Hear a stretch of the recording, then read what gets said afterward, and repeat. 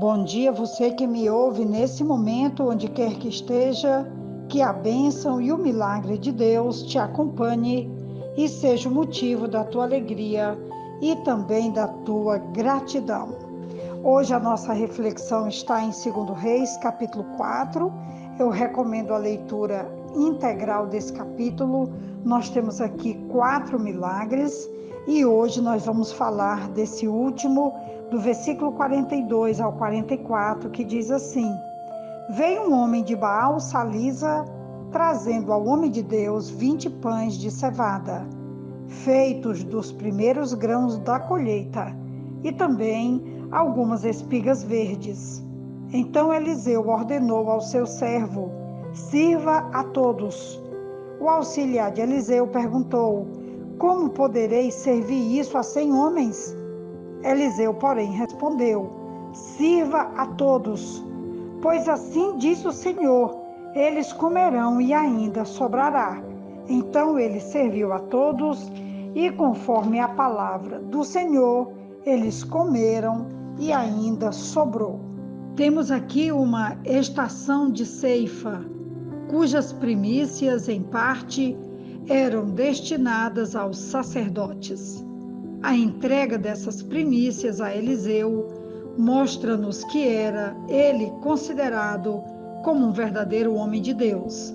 Eliseu, por seu turno, usava as contribuições recebidas para o sustento da causa de Deus, alimentando os membros da escola dos profetas, desempenhando a sua responsabilidade no reino de sacerdotes. Temos aqui um paralelo com a multiplicação dos pães do Novo Testamento. E é muito interessante porque é o único milagre que está nos 4 evangelhos, Mateus, Marcos, Lucas e João.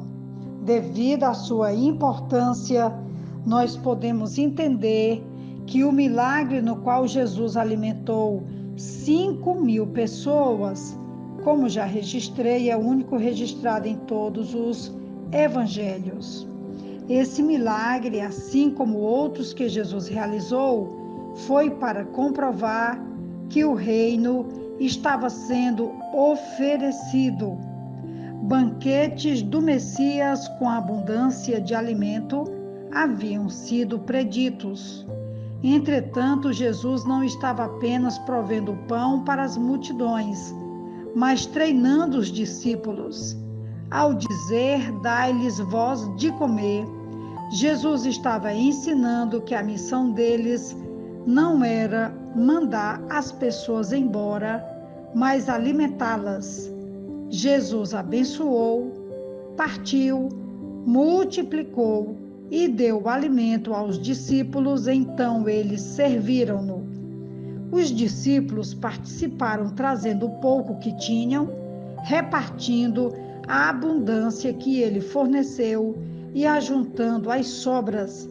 Jesus era o pastor supremo que iria prover por todas as necessidades deles.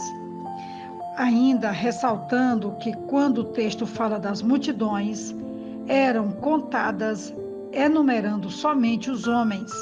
Se as mulheres e crianças tivessem sido contadas, o número seria bem maior. Eu escolhi então Mateus capítulo 14, do 13 ao versículo 21, para falar desse paralelo com o texto de 2 Reis 4, quando Eliseu recebe 20 pães para alimentar 100 homens, e o seu servo questiona o que seria aquela quantidade de pães para alimentar tantos servos dos profetas. Também aqui no paralelo nós vamos encontrar apenas 5 pães e 2 peixes para alimentar uma multidão de 5.000 homens, além das mulheres e também das crianças. Mateus 14, de 13 a 21, aborda um momento na vida dos discípulos.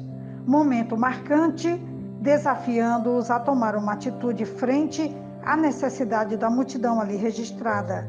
A mesma caminhara 8 quilômetros para encontrar Jesus, e por compaixão o Mestre os cura e os socorre. Ao cair da tarde, os discípulos pedem para que ele despeça a multidão para que cheguem até as aldeias mais próximas e comprem comida para saciar sua fome. A resposta de Jesus os deixou estarrecidos. Eles não precisam ir, deem-lhes vós mesmos de comer. Foi o que Jesus respondeu naquele momento para os discípulos. Diante disso, eles trazem para Jesus 5 pães e 2 peixes. Mas o que seria isso para tantos? Foi a mesma pergunta que o servo de Eliseu fez. O que seria 20 pães para 100 homens? A resposta de Eliseu foi: sirva a todos, pois assim diz o Senhor, eles comerão e ainda sobrará. Jesus ora ao Pai e o Pai multiplica o pão e sacia a toda a multidão. Quando Deus nos abençoa, abençoados ficamos, e isso resulta, sim, na manifestação do extraordinário, do milagre de Deus para a humanidade.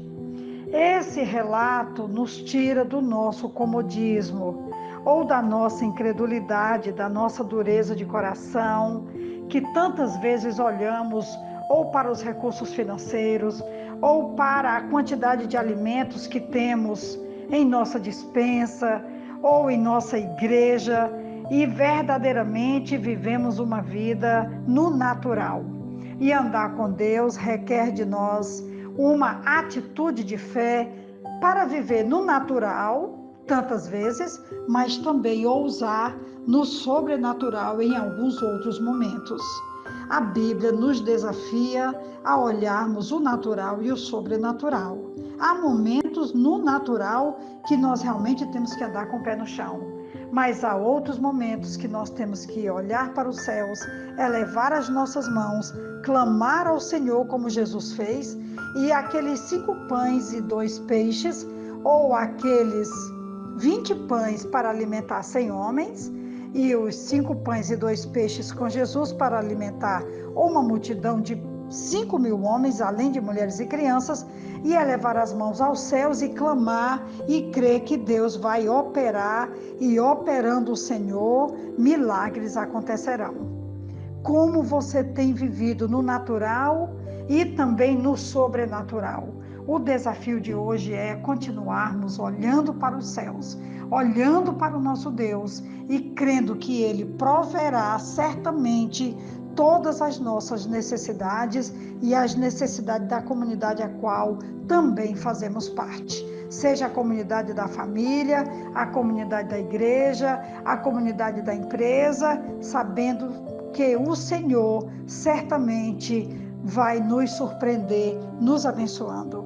Essa é, pois, a reflexão de hoje. O desafio de hoje é levarmos os nossos olhos aos céus, é levarmos os nossos olhos ao Senhor, crendo, orando e pedindo que venha dele a multiplicação dos pães, dos peixes e também do suprimento diário, onde quer que estejamos. Que Deus nos abençoe.